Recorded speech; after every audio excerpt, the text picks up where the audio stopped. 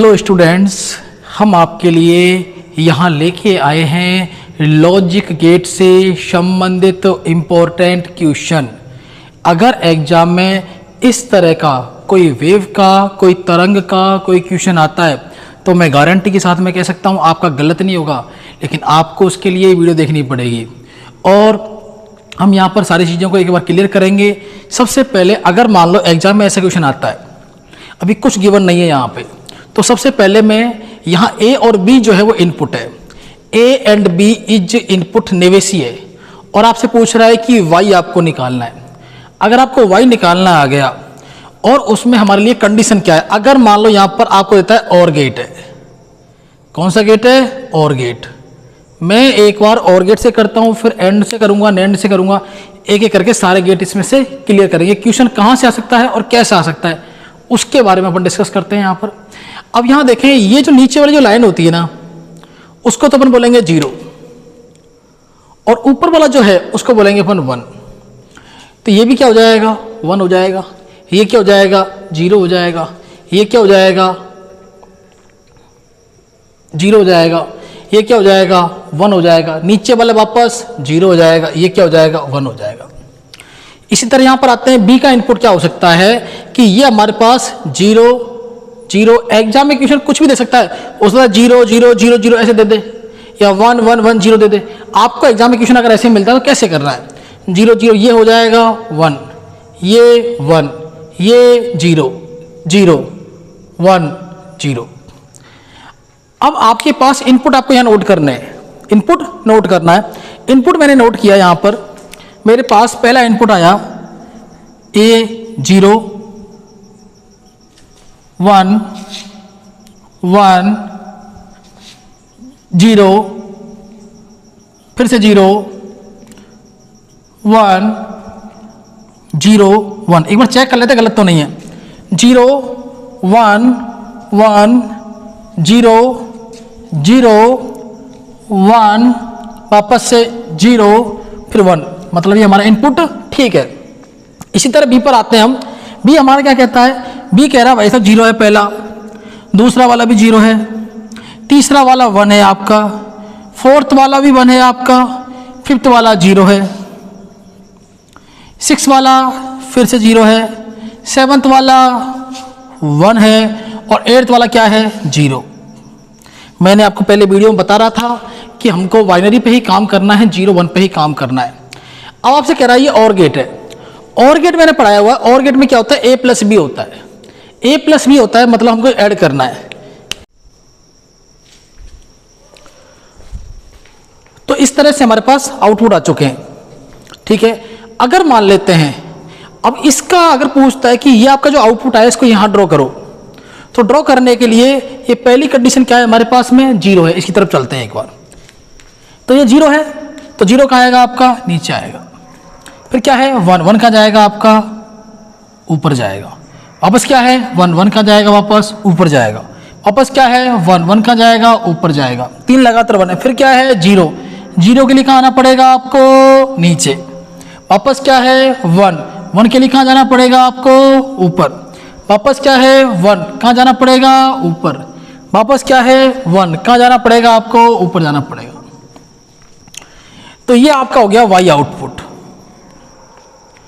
अगर मान लो वो क्वेश्चन चेंज कर दे, इसको आपको बोल दे कि एंड गेट है, तो एंड गेट में क्या होता है, a इंटू बी होता है। ये चेंज नहीं किया उसने, मान लो ये चेंज नहीं किया और a डॉट बी पूछ लिया, मतलब एंड गेट पूछ लिया। एंड गेट कैसे करते हैं आपको पता है, एंड गेट में मल्टीप्लाई होता है, तो 0 0 का जब मल्टीप्लाई करेंगे तो 0 आएगा, बिल्कुल सही है। लेकिन 1 0 का मल्टीप्लाई करेंगे तो क्या आएगा भाई साहब, 0। 1 1 का मल्टीप्लाई 1, बिल्कुल सही है। 0 1 का मल्टीप्लाई कितना आएगा, 0। 0 0 का बिल्कुल सही है। 1 0 का मल्टीप्लाई 0, 0 1 का मल्टीप्लाई 0, और 1 0 का मल्टीप्लाई 0। तो इस तरीके से हमारे पास ये एंड गेट आ गया। अब इसका टेबल बनाना है आपको, तो वो भी बना सकते हो आप। जैसे मैंने कहा यहाँ पर ये जो टेबल मैंने बनाई है ये आपके और गेट के लिए। अगर मैं एंड गेट के लिए बनाऊं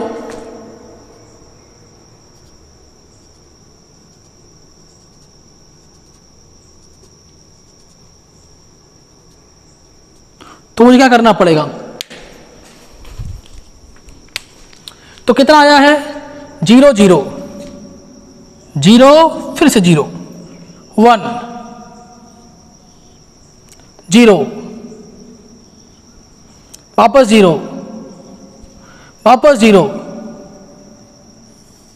2 0 हो गए लगातार, तीसरा 0 फिर नेक्स्ट 0, तो लगातार 1 2 3 4 5 0, तो 1 2 3 4 5 हम इसको लिख भी सकते हैं 0 1 1 1 0 1 1 1। इसी तरह इसको लिख सकते हैं अपन 0 0 1 0 0 0 0 0। ये आपका हो गया एंड गेट का।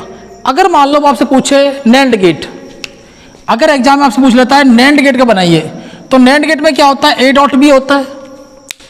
ए डॉट बी का बार डायरेक्ट पता है आपको, ए डॉट बी का बार अपन को निकालना है, तो क्या करेंगे अपन, मतलब एंड का जो इनवर्स होगा, जो उल्टा होगा, वो हमारा नैंड गेट होता है। तो चेंज करते हैं इसको एक बार,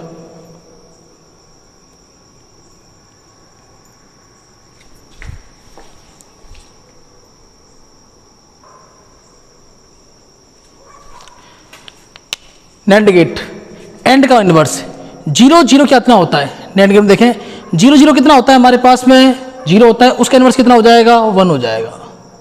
थोड़ा ध्यान से कर लेना आप इसको, क्योंकि ए 0 0 कितना होता है 0, आउटपुट में क्या आता है 1 आता है, मतलब एंड के अपोजिट होता है ये, 1 0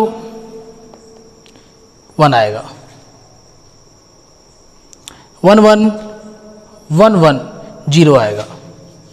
ये टेबल आपको याद रखनी है ताकि एग्जाम में आपको कैसा भी क्वेश्चन हो आप आराम से कर सकते हो, कोई दिक्कत नहीं आने वाली है आपको। नेक्स्ट है 0 1 0 1 नैंड होगा 1, उसके अलावा 0 0 का 0 0 का 1 आएगा, 1 0 का 1 0 का 1 आएगा, 0 1 का 0 1 का आएगा 1, और 1 0 का 1 0 का आएगा 1। तो ये आपका आउटपुट आ गया। ये किसका आउटपुट आया है आपका, नैंड का आया है। तो इसको भी आप ड्रॉ कर सकते हो आराम से, कोई दिक्कत नहीं है। जैसे कि मैं ड्रॉ कर देता हूँ एक बार, 1 पहला वाला ही 1 है इसका, फिर वापस से 1, फिर वापस 0, तो 0 लिखा आना पड़ेगा आपको नीचे, फिर कितना है 1, फिर वापस 1, फिर वापस 1, फिर 1 और फिर 1।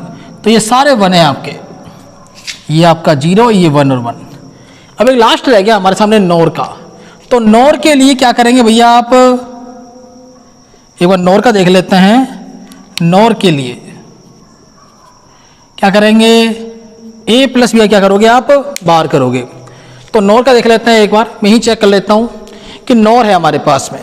तो 0 0 का कितना होता है 1, कि तो ठीक है चलो कोई दिक्कत नहीं, सही आ गया। थोड़ा रेड पेन ले लेते हैं ताकि आपको दिक्कत नहीं आएगी देखने करने में ना।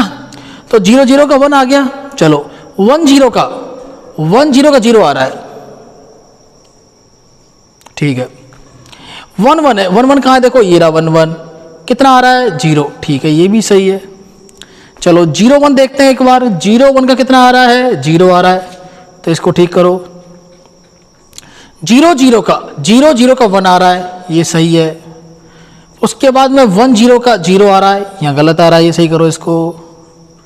उसके अलावा 0 1 का आएगा 0, तो यह क्या याद रखा है 1, गलत है, सही करो इसको। ये भी ठीक हो गया, ये भी ठीक हो गया।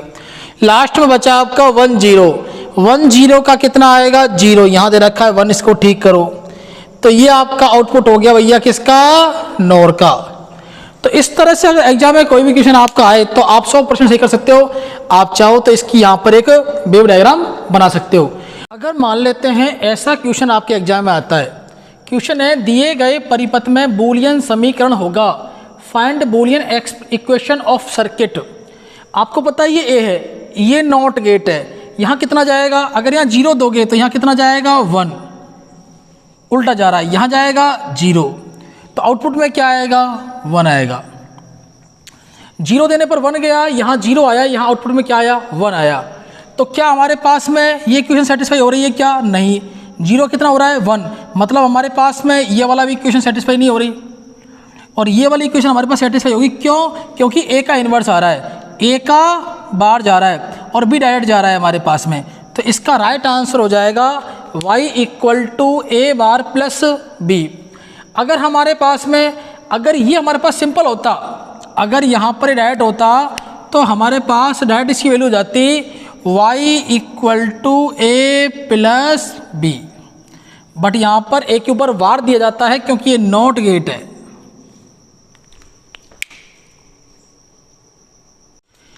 अगर मान लेते हैं ऐसा क्वेश्चन आपके एग्जाम में आता है कि दिए गए परिपथ के लिए बूलियन समीकरण होगा, find Boolean equation of the circuit. आपको सर्किट दिया हुआ है, ये सर्किट देखते हुए आपको याद आता है कि यहाँ से यहाँ तक ये जो है और गेट है और ये जो है वो नॉट गेट है। तो और गेट का एक्सप्रेशन क्या होता है, यहाँ पर अगर आपके पास और गेट में आउटपुट आएगा तो कितना आएगा, वो आएगा a प्लस बी, और ये इनपुट में जाएगा किसके, नॉट गेट के। तो नॉट गेट क्या करता है, उसका उल्टा करता है, इन्वर्स करता है। तो y का जो आउटपुट आएगा वो कितना आएगा, a प्लस वी का वार। इसी तरह छोटी छोटी टिप्स देखने के लिए आप हमारे चैनल को सब्सक्राइब करें और वीडियो को लाइक करें। अगर मान लें ऐसा क्वेश्चन आपके एग्जाम में आता है कि आपके पास 4 ऑप्शन है, कौन सा सही है, तो क्या करेंगे, ये और गेट और ये एंड गेट। और गेट में देखें एक बार, और गेट में क्या कह रहा है कि अगर 0 1 देंगे, 0 1 देंगे तो ये कितना आएगा, 1 आएगा, और इनपुट में कितना है यहाँ पर 0, तो क्या आ जाएगा आपके पास 0, क्योंकि एंड में क्या होता है मल्टीप्लाई, ये सही नहीं है आपका। 0 0 देने पर तो ऐसे 0 आएगा, 0 इंटू 1 0 हो जाएगा, ये भी गलत है। 1 0, अगर 1 0 दोगे तो कितना आएगा, 1 आएगा, और यहाँ से कितना दे रहा है, ये सी कितना दे रहा है 1, तो 1 इंटू 1 कितना हो जाएगा, 1 हो जाएगा, ये सही है। 1 0, अगर 1 0 दोगे तो कितना आएगा, 1 आएगा, बट यहाँ कितना जा रहा है 0, 1 इंटू 0 कितना हो जाएगा 0, ये भी आपका गलत है। तो ऑप्शन सी आपका सही है। Thank you for watching.